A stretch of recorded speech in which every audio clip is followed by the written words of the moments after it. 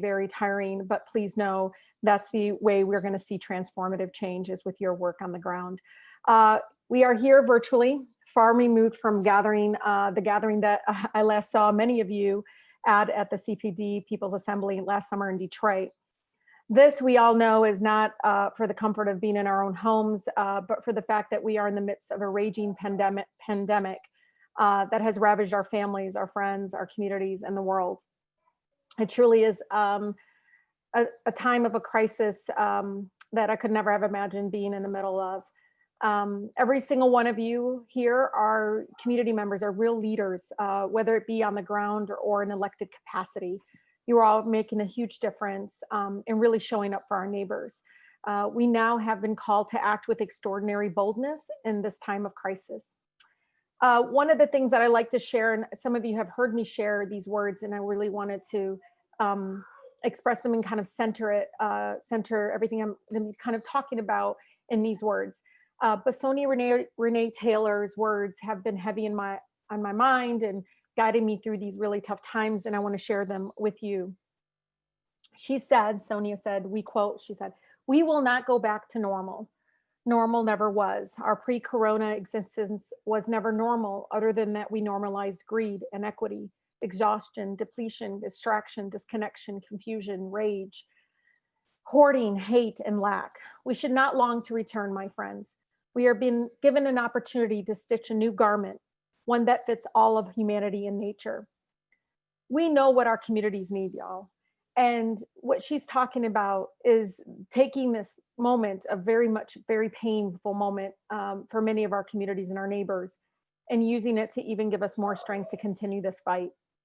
When I talked to President-elect Joe Biden, when he was in Detroit last, one of the things I said to him is I was going to work really hard to make sure he gets elected, because my residents couldn't afford another 4 years of Donald J. Trump. And he said, absolutely, I'm going to need your help afterwards. And I told him in very point blank, I probably won't be his favorite member of Congress because I'm on a different timeline.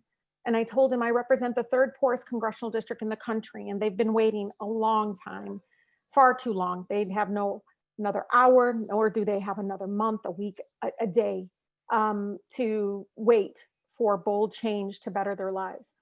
This pandemic, my friends, has shown that our safety net was never adequate before the pandemic. And for many of our neighbors, especially mine, it never existed. We can see the brokenness. We are witnessing how much we've neglected to invest in our public health infrastructure because national priorities have been sacrificed to our detriment due to the influence of our for-profit healthcare industry. My colleagues are currently discussing a stimulus plan that would not include direct payments to people. Yet it includes liability protections for corporations who put their employees in harm's way in the name of profit. Our representative form of government has become completely disconnected from the reality and responsibility to the needs of our neighbors. It is disconnected from the pain our neighbors are going through. Instead, what I hear is corporations and CEOs receiving the lion's share of our representation. The CEOs get that sense of urgency, the one that you feel in your bones, that we're hungry for right now at all levels of government. They get it, not us. So we have to reorient the course we are on. We must be unapologetic about our vision, and we must demand what our neighbors need and deserve. I think Dr. Cornel West said it beautifully when he said, let's not sleep like we did when we elected President Barack Obama. We have to stay woke. So I'm asking all of you that please run for office. I know you hear it a lot, but more people like us need to run for office.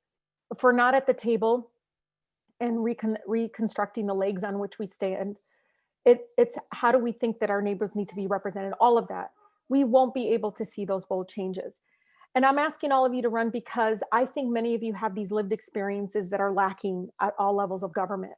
When I think of Cori Bush and Jamal Bowman, if you talk to them, it is not their degrees that they talk about or their education levels or what their occupation was prior to. What they talk about is the pain of being othered in policy, the pain of not feeling seen and heard by their government.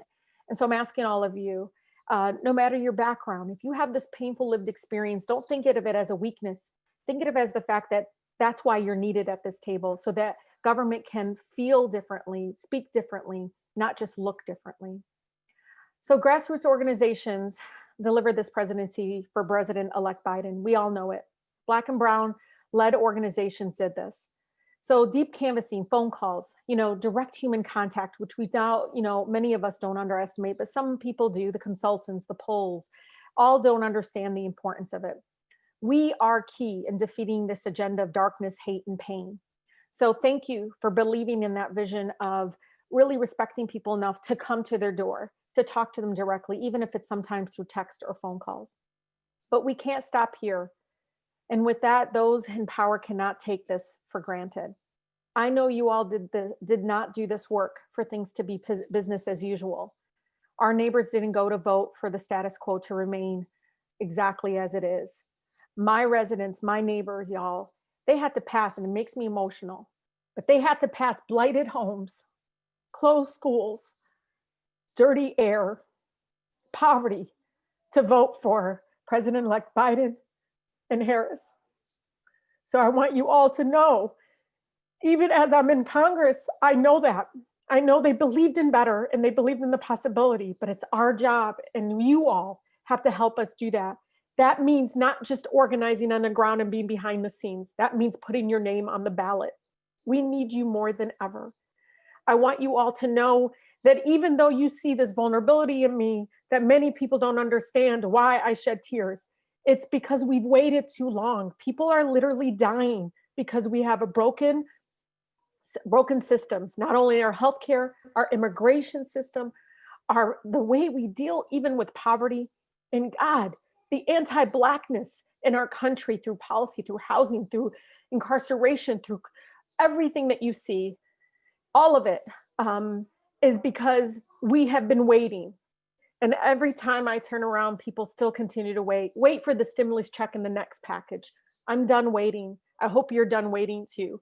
And so I leave you with Grace Lee Boggs, who's this amazing activist. If you ever want to hear words of wisdom, Grace Lee Boggs from Detroit taught me as a young organizer that transformative change doesn't happen because of who's in Congress or who's in the White House.